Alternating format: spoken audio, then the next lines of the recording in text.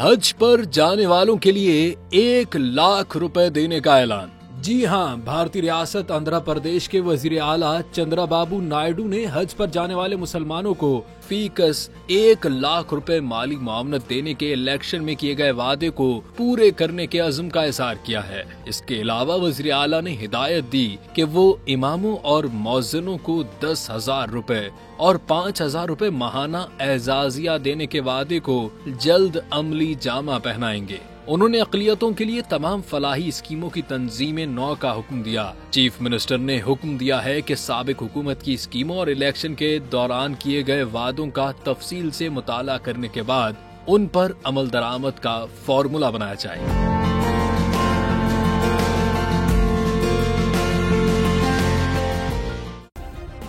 Subscribe करें और bell दबाएं ताकि कोई खबर रह न जाए।